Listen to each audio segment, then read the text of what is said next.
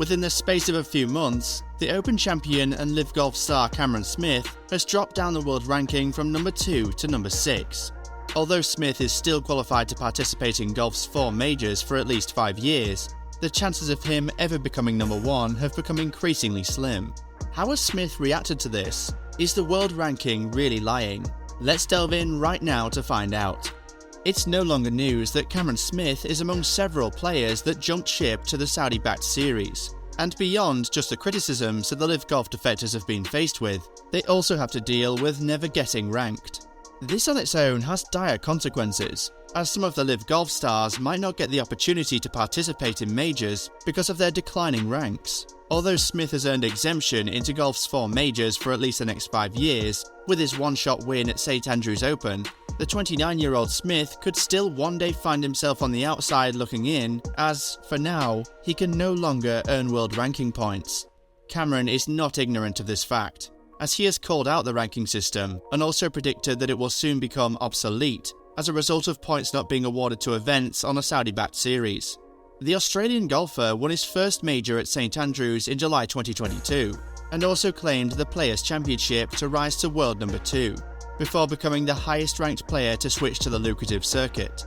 Smith is presently at number 6, but other top players who joined LIV have fallen down the rankings. Whoever imagined that the former world's number 1 Dustin Johnson will one day be ranked at the 70th position, or that the 2020 US Open winner Bryson DeChambeau will be outside the top 100.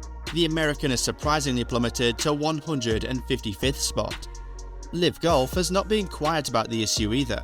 The Saudi-funded circuit has submitted an application to the official World Golf Ranking (OWGR) board last July, but no decision has been announced. LIV Golf is also considering ditching the traditional ranking system. The Breakaway Tour is keeping tabs on the newly launched Sports Illustrated World Golf Rankings, which has partnered with Golf Intelligence to create its own list of top 100 players, which is determined by including the performances of LIV Renegades.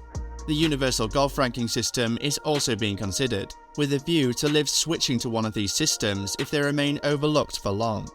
"For sure, it hurts," Smith said. "I feel as though I was really close to getting to number 1, and that was definitely something I wanted to tick off. I think when you rock up at a tournament, you know who you have to beat, whether there's a world ranking or not. There are generally 7-8 guys that are in that field that you know are going to put up a pretty good fight. However, the longer this stuff goes on, I think the more obsolete those rankings become. Do we need them?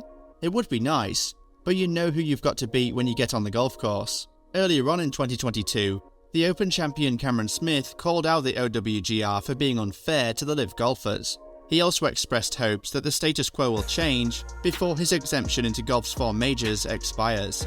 "It's really a shame that we are not getting world ranking points out here," Smith said ahead of his LIV Golf debut. "To have 48 of the best guys around the world playing and not to get world ranking points is perhaps a little bit unfair. It's still super competitive out here, I just really think it's a little bit unfair. I hope these world ranking points will sort themselves out before my exemption is up," said Smith. To the fans of Major Championship golf, it may be a little unfair on them. "I think majors is about having the best guys in the field on the best golf courses. Hopefully we can sort that out." Smith's decision to join LIV Golf has been heavily criticised by some golf fans and other golf personalities, but the Australian golfer has said he has no regrets in moving to the Saudi-funded series. "This is a new kind of chapter in my life. I think this is the future of golf. I love how it is out here," said Smith. "It's a little bit more laid back on the range, the music playing. I love that stuff. I play with music at home, and yeah, I just can't wait to be a part of this." Meanwhile, the fact that LIV Golf players are not getting ranked is not helping the game in general. Most fans do not actually care which tour the players represent or play on. All they really want is to see the players that are qualified play in tournaments. Golf fans all around the world will attest to the fact that the competition on the PGA Tour has become significantly weaker, as the level of talent on the PGA has taken a major hit, especially when you compare the depth of last year's fields with this year's watered-down fields. There is literally no comparison. People are getting tired of seeing the same guys winning all the tournaments. Nowadays, it's either Jon Rahm, Rory McIlroy, Tom Kim, Scottie Scheffler, Tony Finau and Max Homa. It's virtually these guys winning every tournament, and yet everyone gets to listen to the PGA fans claim that it's the LIV Tour that lacks competition. when it's LIV that is producing a different winner in each and every tournament. The PGA Tour has become way too predictable. There is no competition to challenge the top 10 best golfers in the world. Since LIV took all the proven winners on tour, these guys have been the ones dominating the non-watered down PGA Tour for years. The PGA Tour is now dominated by a handful of guys. The gap in talent between the top 10 and everyone else on tour has become very wide.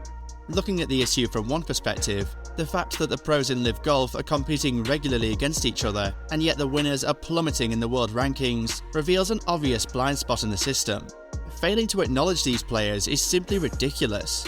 However, from another perspective, LIV is staging a brand new tournament series of limited, closed field events that satisfy only a portion of the OWGR criteria. The players knew that they were at risk of never getting ranked before switching over to LIV, but now they are all crying out and demanding instant recognition.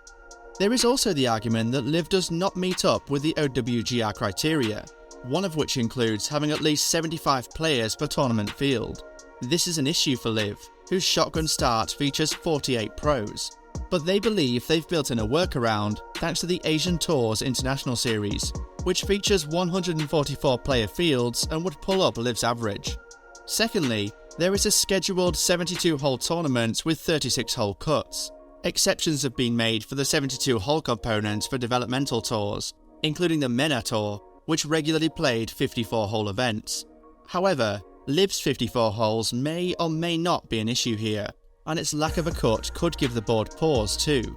LIV has pointed out that the PGA Tour has no cut, limited field events like the Tour Championship or the Century Tournament of Champions. That's true, although the difference is that players have qualified for those events through their play on tour. Then we also have the timing. A tour is supposed to operate for a year under these requirements before gaining approval. LIV says there have been exceptions to that rule too, but that's another point of tension as its players' rankings continue to fall. The ranking is an urgent matter for LIV pros because they have been suspended from the PGA Tour. Presently, they are not earning points on the PGA or on the LIV Tour. The implication of this is that their rankings are plummeting steadily. This is bad news for LIV golfers because almost all of its members will have a lower ranking. Will the official World Golf Ranking OWGR board accept LIV's application to be ranked? Share your thoughts in the comment section below. Thanks for watching, and don't forget to like, share and subscribe to the channel. See you in the next video.